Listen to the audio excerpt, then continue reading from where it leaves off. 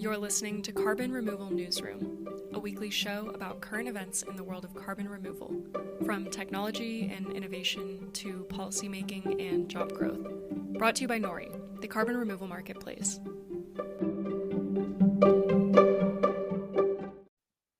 Good afternoon, everybody, and welcome to the August 26th edition of Carbon Removal Newsroom. As always, I am joined with Holly Jean Buck, Assistant Professor of Environment and Sustainability at the University of Buffalo. Hello, Holly. Hello, Radhika. Hi, Chris. And Chris Barnard, Policy Director at the American Conservation Coalition. Hey, Chris. Hey, Radhika. How are you doing? Good. Don't know why your title was so tongue-tying for me today. And I am Radhika Mulgafkar, Head of Supply and Methodology at Nori. So today we're going to kind of talk about carbon values in various forms, some proposed bills in the US Congress that are attaching a price to carbon, and the value of a carbon offset in a world with unprecedented wildfires, and maybe how progressives would move forward an approach around carbon removal after years of kind of being a little distant from the idea. So we will start off with the carbon pricing bills that are currently before Congress. Maybe, Chris, you can provide us an overview. There's sure a lot, so brief is nice, but tell us what's going on. Sure. Yeah. I mean, I'll just quickly start maybe with what the concept of carbon pricing is and why it's kind of gaining traction. A lot of economists think that the most efficient and the fastest way to tackle climate change is to put a price on carbon, which is, in other words, a tax on carbon, where polluters would pay a certain amount of money per ton of carbon that they emit into the atmosphere. And so that's gaining a lot of traction, obviously, as climate change is an issue that's increasingly on the top of the political agenda. And so there's a bunch of bills that have been introduced this congressional cycle that would put a price on carbon, and then that price would essentially rise every single year to make sure that it keeps kind of pushing people and companies to reduce their emissions. And so a few of the examples are the Energy Innovation and Carbon Dividend Act, which is the most broadly supported one. I think it has 80 or 81 co-sponsors right now in Congress, although no Republicans. And then there's other ones like America's Clean Future Fund Act, the Climate Action Rebate Act. There's one interesting one, which is the Market Choice Act, because that one does have a bipartisan co-sponsorship. But I mean, there's a bunch of different names for a bunch of different bills. So I'm not going to talk through all of them, but the most important takeaway is the fact that there seems to be growing kind of interest in using carbon pricing, carbon taxes as a way to tackle climate change. And so more and more bills are being introduced in Congress to try and introduce that kind of mechanism to tackle climate change. Yeah. So, Chris, curious about your perspective, particularly maybe around the energy innovation and carbon dividend, which, like you said, has 79 co-sponsors, none of which are Republicans. But how do you like this approach? Essentially, it's the idea that there would be a fee put on emitters, and then that fee would be passed back to the US citizen as a dividend that they believe would offset the higher prices caused by the fee. So I think that when approaching this issue of carbon taxes and carbon pricing, you have to bear into account two different approaches. There's the kind of theoretical economic kind of ideal approach, and then there's the actual political approach and what the reality is. And so from this kind of theoretical perspective, it's true, like the vast majority of economists say that the most effective and efficient way to tackle climate change would be by putting a price signal into the market that would encourage polluters to actually stop polluting and to reduce their carbon output. And that would be very elegant, and the models show that it would help tackle climate change. And you have a lot of economists on both the right and the left that say it's the best option, et cetera, et cetera. And I can't argue with the kind of economic theory behind that. But the problem is that elegant economics don't necessarily make good politics. And the reality is that carbon pricing just does not have much political support at all. There's some polls show that Americans are in favor of it. But then when asked about whether they would be willing to pay $10 a month extra to tackle climate change, 95% of Americans say no. So there's a question of to what extent do these polls actually reflect people's accurate understanding of what carbon pricing is. And then purely in Congress, there's not even enough support amongst a Democratic caucus, let alone bipartisan support to pass a significant enough bill on this issue. So I think it really is one of those things that in kind of in an ideal world it would work very well, but the political reality doesn't seem to reflect that quite yet. Yeah. And Holly, how do you feel about it? I mean, I think, right, one of the generalized critiques of often these fees is it ends up being passed along to the consumer, and the people most impacted are always the people at the lowest end of the economic ladder. And so curious if you think this approach of charging fees and then providing a dividend addresses that concern, maybe even at a high level, even if it's not necessarily politically feasible today to do. Yeah, I mean, I think that groups like Citizens Climate Lobby have been talking about the carbon fee and dividend for a long time. I think fee polls better than tax. I don't know. We've just been talking about this all for so long. I think when it comes to carbon removal, there are some fundamental challenges where imagine carbon tax schemes and emissions trading schemes, they both have been thought about with positive emissions in mind. They haven't been, integrated with thinking about negative emissions. And might refer readers to a relatively recent comment in Nature called Operationalizing the Net Negative Carbon Economy, which frankly is a bit over my head at some points. But if you're into economics and thinking about how what we have now can be leveraged towards carbon removal, why it doesn't really work for carbon removal, what else we could do, that's one good paper. Yeah. And, you know, I guess what I'm struggling with is why we're making it, again, as I say this all the time, so complicated. I mean, isn't one of the biggest critiques of the oil and gas industries they have tons and tons of subsidies? So rather than charging them a fee, why not just remove the subsidies? It's just You know, politically. Is it I think politically that unfeasible? yeah. Yeah, I mean Chris? it's a good point. I think it's certainly something that I'm very much in favor of. I think two kind of rebuttals there would be the first one, somebody that would be in favor of this kind of mechanism would say that, well, the damage has already been done, right? They've been propped up and they've given such a competitive advantage over the rest of the energy market for decades that there needs to be something that counterbalances that. And in their mind, that would be a carbon fee, and I'm not saying yes or no to that, but the argument is that there needs to be a counterbalance because the market has been so distorted for decades anyway. The second thing is really the point of a carbon tax, from as far as I understand it, is not so much punishment but more pushing the market in a certain direction, right? Hmm. And the whole point of that is to actively incentivize companies, polluters, individuals, etc., entrepreneurs to pursue the best energy solutions that would not incur that penalty. And so I'm not sure if just removing subsidies would be as far reaching within that kind of framework of wanting a carbon tax, as kind of the active stick of you will pay more if you emit more, and if you don't emit by getting better technologies, then they have direct incentive to do that. Whereas just removing subsidies does not automatically mean that there's a bigger incentive for more battery storage development or nuclear or whatever else it is. So I think that those would be kind of two rebuttals to the let's just get rid of subsidies argument from that side. Yeah, I mean, I totally see that. I guess what I have a hard time visualizing with this, and probably is my naive perspective, is that you charge them a fee, they pass the fee along to the consumer gets a dividend back, but there's no like real incentive to change because they're not paying more for the action that they're doing, is I understood the bill, at its very simplistic form. So I didn't quite grasp where the incentive was coming from unless they're tying it to something that I just misunderstood. And and when I argue to remove subsidies, I would also argue that you should subsidize other things to make them more cost effective and more attractive to these, so they do start pivoting it.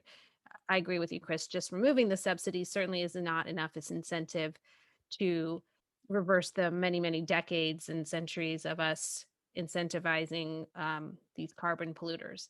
Yeah. But So anyway, I guess the economic kind of arguments behind that, it's not, they're not paying more relative to their previous cost simply because they're like passing the cost on to consumers and the consumers get a rebate regardless. So you're right, they're in relative terms to themselves, they're not paying more all of a sudden. But the point of a carbon price in that system would be that they're paying more relative to their competitors that might innovate. So if all of yeah, a sudden competitors find a way to stop emitting and pay a lot less in taxes every year, that means they don't have to raise their prices. So that means consumers will flock to them rather than to the original polluters. And so in such a system, you have a huge competitive relative advantage over your competitors, even though you've not actually paid more yourself. The others are just paying less. yeah, yeah. No, I see that. I guess what I don't see is that there's any necessarily natural link that others would innovate somehow unless there's some other incentive to do it. Because if you're all starting from the same place, why innovate if you're not getting forced to pay more? But time will tell, right? I don't know. We'll see whether this even moves forward with only 79, I mean, obviously says 79 co-sponsors, but it does not appear to have bipartisan support unless Chris knows something that we don't. Afraid I don't. So with that, another very hot area in sort of carbon pricing, carbon removal is this idea of carbon offsets. And as most of our listeners I'm sure know, I live in the West where the wildfires are acute. But for the rest of our listeners, just some numbers. As of August 23rd, the National Interagency Fire Center's situation report listed a total of 41,197 wildfires across the country, burning close to 4.6 million acres, which is kind of a mind-boggling number, and that there are over 26,000 personnel deployed on 93 large active fires across the U.S., and 92 are uncontained.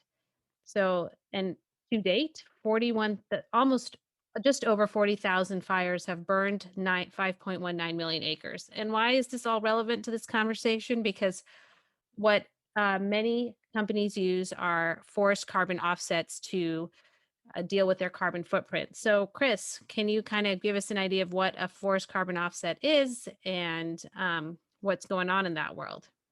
Yeah, I mean it's honestly a pretty simple concept, and I think we've talked about it here in the past. But essentially, companies that want to offset the carbon emissions related to the company's existence will buy a carbon forest offset credit, which means that they essentially give money to a project to save a particular forest that emits a certain that sucks a certain amount of carbon out of the air each year, and in doing so, they're kind of reducing their net carbon footprint. And so a lot of companies from Microsoft to BP to Google to Apple pay forest projects to essentially protect the forest and make sure it doesn't get cut down so that more carbon emissions are taken out of the atmosphere and help tackle climate change. Obviously, wildfires don't necessarily respect what is a conserved forest versus what is just a regular forest. And so there have been a lot of problems with forests that have been paid for to be conserved by these companies are actually being burnt down because of some of these wildfires. And so it's kind of opening a bit of a can of worms, because are these companies actually now reducing their emissions in a net sense or not? Because the project they're putting money towards is literally going up in flames. So one of the questions there is, how do we create better insurance policies to make sure that we do that?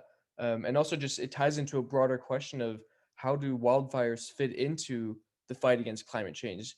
Last year, wildfires emitted, I think, 25 or 30% more carbon dioxide in the state of California than the actual fossil fuel production did in the state.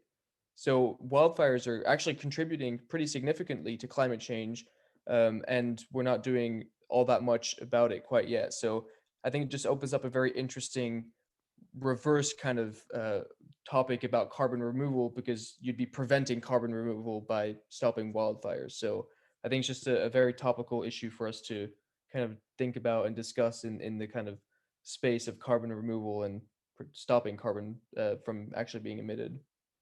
Yeah, and just to be like clear, the Microsoft, who is kind of a leader in this space and has made a huge commitment in terms of carbon removal and going to net negative, basically, their offsets burnt in Southern Oregon at the wildfire. I can't remember the name of the fire, but at the one of the largest fires of this year. And while they play an important role in carbon removal, the one thing you touched upon, Chris, that I want to expand on a little bit is the whole idea of the insurance pool. So with carbon offsets, generally these programs are designed so that you have basically a reserve of offsets that are placed into an insurance pool at the most simple at a simplistic level. And then if there's a release of carbon, it's the idea is that these would cover that release. Unfortunately, with the level of catastrophic fires we've had, the insurance pool is just not big enough to make up the difference. So, Holly, kind of curious from your perspective what you think of this whole forest carbon issue. I mean, I know it's very popular with both the public and the, generally environmental groups, but how do you address an issue like this or think about it? I think that, I'm wondering about the assumptions of this insurance, this buffer pool, as it's called, because my understanding is that right now these offsetting schemes contribute about 10 to 20% of the credits they generate to this buffer pool. Um, you know, and this is all tracked. California is considered to have a good buffer pool with a bunch of different projects in it. But like, what are the climate change assumptions of that? Do we need to increase what that is? Is that going to actually fix the underlying issues? I don't know, because I mean, like you said, that these fires are a serious problem for scale. 4.6 million acres so far. That's like a bit bigger than Connecticut, a bit smaller than New Jersey. For people in Europe, you can think of an area slightly smaller than half the size of Switzerland. I mean, and it's going to probably, continue or worsen. So I think that maybe we'll see other actors shifting away from afforestation towards engineered solutions if those are seen to be more reliable or mature. I don't know. I hope we can kind of be more cautious about cheap forest offsets in the future. Yeah. So, Holly, I think you also just nailed an important point that they're cheap, right? And actually, they should not maybe be as cheap as they are because in the system we've designed, we've clearly not created enough of insurance pool and forest management practices, which is related but not directly tied to climate change, have also will also probably result in these continuing large fires, even if we get climate change in totally, if overnight we snapped our fingers and got climate change figured out because of the long time policy of not doing slow controlled burn. So we also have this whole other policy piece that needs to be addressed before you can make maybe these forest carbon offsets worthwhile. Chris, I guess I'm curious from your perspective, what you would do to address this issue, or if you have thoughts on a policy or perspective that would help mitigate around the burning of forest carbon. Yeah, I mean, I think this is one of the things that we've talked a lot about is that we need a lot better forest management and wildfire management to prevent some of these fires from happening. And there's been over a century, really, in many places in the West, especially California, of what they call fire suppression tactics. Is they had this kind of preservationist perspective on nature and saw fires as completely inherently antithetical to that. And so they did a lot of things that actually were very counterproductive, such as not removing underbrush or refusing to take out dead trees, or from burning little areas to make sure that that a bigger wildfire couldn't just come through and use everything as tinder and things like that. And those are actually practices that have been used by native tribes around the world to make sure that nature is kind of actively conserved rather than just preserved and left alone. And so over the last 100 years, more and more kind of fuel has been built up in areas. And obviously humans have kind of encroached more and more on nature. And so still like climate change impacts fires, but 90% of fires are actually started by humans. And climate change helps create the conditions for it. But still a lot of humans kind of getting closer and encroaching more on nature. And so we're reaching a point where you have like electricity cables that might spark a fire, or humans being too close, or a stray ember from a chimney or something like that, which is causing these fires. And all this timber and this underbrush that is built up over the years is now just going up in flames and just ravaging entire areas. And so there needs to be a lot more forest management in the sense of controlled mini fires carried out by the Forest Service to make sure that areas that this overgrowth and underbrush gets removed so that it's not potentially dangerous. Forest thinning is another one, and there's a really cool video on Twitter showing a fire trying to get through a thin forest, and it just couldn't because the trees were spaced apart in a very smart way. And it's better to have trees spaced apart than a forest that is very densely packed together that then all of a sudden is no longer a forest after a fire comes through it. So there's a lot of different forest management things that have to be done proactively rather than just leaving nature as it is. Yeah, go ahead, Holly. Yeah, I just wanted to add that, I mean, a smart approach would be to integrate fuel management with a carbon removal lens. So you can think about using that forest residue for biochar, for bioenergy with carbon capture and storage. And Dan Sanchez at UC Berkeley and his lab have been doing some great research on how to look at this whole nexus for optimizing for wildfire risk reduction alongside these other things. Yeah, I think both Chris and I would give you the thumbs up on that idea. That's fantastic. Two things that I, want to leave listeners thinking about as we exit this topic is one, even though this is not related directly to this show, California also has a housing crisis. So the building of affordable housing and the need for different zoning is going to abut exactly against kind of what Chris has been talking about, and humans coming up against the, boundaries.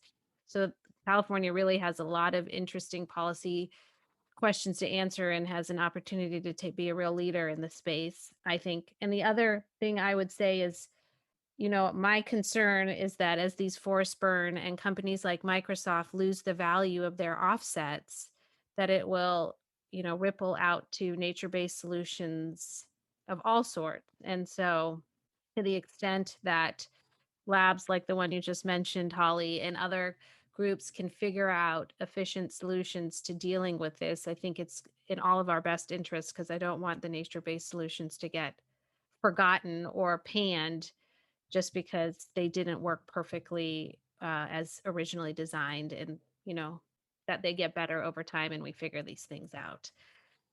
With that, I'm going to turn to our final topic today, which is, the progressive wing of the environmental movement has often sort of been wary of carbon removal, or maybe just generally the environmental movement has been wary of carbon removal, but I think that's been changing. And so maybe Holly, you can kind of tell us what's going on in that world and why there's been this change of heart.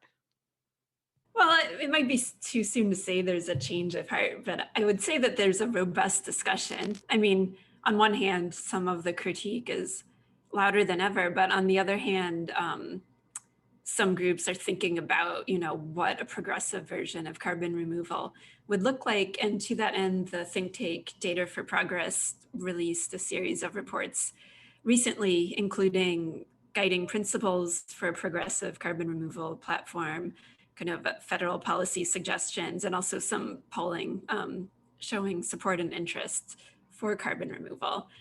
So I guess one of the central principles is that, a progressive net negative emission strategy, as they say, must not serve as an excuse to continue reliance on fossil fuels, nor to deter swift, bold transitions away from our petrocarbon economy, which is pretty much like the main progressive concern with carbon removal. But, some of those more specific points they talk about are, having separate targets for negative emissions and mitigation, the US should contribute its fair share to global negative emissions needs and promote fairness at home. And they talk about how federal investments in carbon removal should prioritize a public option. So those are some of the high level thoughts around what that might look like. So Holly, I'm curious about why some of the critiques are still louder or louder than ever. I think with the phrase you used, when it seems like the most recent IPCC report indicated this is this isn't a nice to have, this is a need to have kind of to mitigate climate change. Because you have people like Mark Jacobson having webinars saying that 100% renewables are going to get us there, and DAC is terrible, and he is a scientist in a high level position, and people say, oh, that's the science, frankly. Rather than that's an opinion. Because yeah, that's interesting.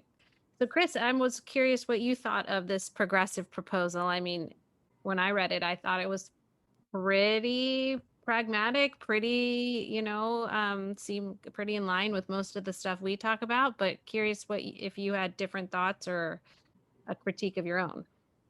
Yeah, I mean, I think broadly speaking, the fact that there is a progressive platform to kind of push for carbon removal solutions from a technological perspective is already pretty good, because as you guys were saying, there really is a kind of an internal battle in the movement between people that are kind of embracing the technology and people that are rejecting it as a way to prop up fossil fuels for longer and things like that. Whereas the IPCC is very clear, we need it to get there, as you said, Radhika. So, I mean, I predictably, obviously, I'll have some pretty significant like policy disagreements with the Center for Progress. That's what they're called, right?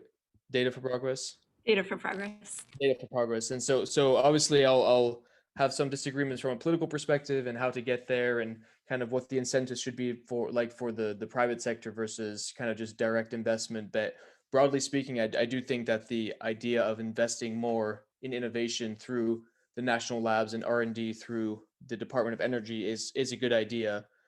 So I think I would just say that it's a positive and a net win, in the sense of they're talking about it, and hopefully we can move beyond the fake climate solution rhetoric.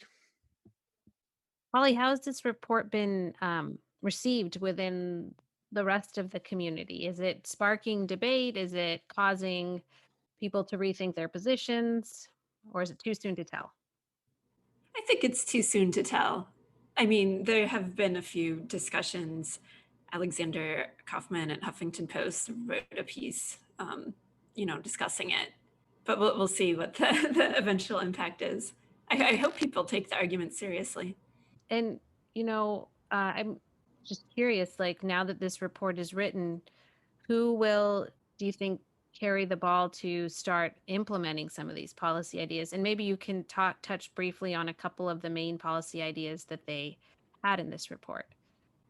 Yeah, I mean, I think that, they have recommendations for different agencies, and some of it fits within, the American Jobs Plan, things we've been hearing about. I think a lot of it is actually pretty consonant with what's been put on the table by the administration so far. Yeah, I mean, in terms of the federal action plan, they're talking about things about, increasing tax credits for direct air capture with geologic storage. One place where they diverge from some of the stuff that's been on the table is they reject enhanced oil recovery. So that's one big difference from the legislation we've heard about already. Yeah, that's kind of what I was thinking. It seemed like it was actually not very far off from what has been proposed, except for that enhanced oil recovery, obviously, piece. But the other thing I found interesting was which I had never really considered, is they highlight the fact that because we've depleted so much, there's this like real great opportunity to restore stuff in geologic storage in areas like Appalachia and stuff. And I just thought that seems like an interesting idea to run with, because then it's a different type of job provider. It's like inverse coal creation or something. I don't know what you'd call it, but like that ties their heritage to something new and important to be done. And they have a lot of land there. So the solutions around DAC, which usually involve a lot of land, a lot of permitting, might work well. And so I hope that one of the other solutions, right, they were talking about was, or maybe it's already in these bills, is these like incentive zones or DAC creation zones. And I'm hoping maybe they cite some of those in the Appalachia region, because they seem pretty cool to me. With that, I'm going to wrap it up and ask Holly for maybe some good news or interesting news or something you want to highlight for the week. Yeah, I'm going to highlight a social science study that found some good news out of University of New England. Megan Daly and others found that coverage in major print media outlets now largely reflects the scientific consensus about the human cause of climate change, and it's getting more accurate over time. So they've analyzed articles from the last 15 years and found that that's getting better. It's less of a both sides reporting of climate change, more accurate with the consensus. And just as a personal anecdote, I was reading a story on Fox News about the fires, and it had an ending about scientists think that climate change is going to worsen fires. Oh. So, I mean, we're getting there in baby steps. Yeah, Chris, what were you, I couldn't quite catch that. Say that again. I was saying it's working. What we're trying to do at ACC is working. That's what I was gonna say. Actually, Chris, is that you need to like go and start telling those older members of your party, look, even Fox thinks that climate change is real. Maybe that will, stop them bringing snowballs to the House floor or Senate floor. I don't know. Well, with that, thank you everybody for listening to us this week. I really appreciate it. Holly, Chris, as always, lovely to have you on, and have a wonderful rest of the week. And to everybody else, have a great weekend, and we will see you soon. Thanks a lot. Bye.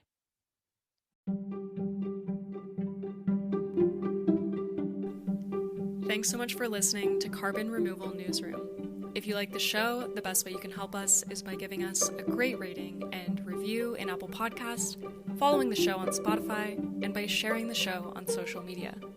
Tell your friends and help us spread the word about what's happening in the world of carbon removal.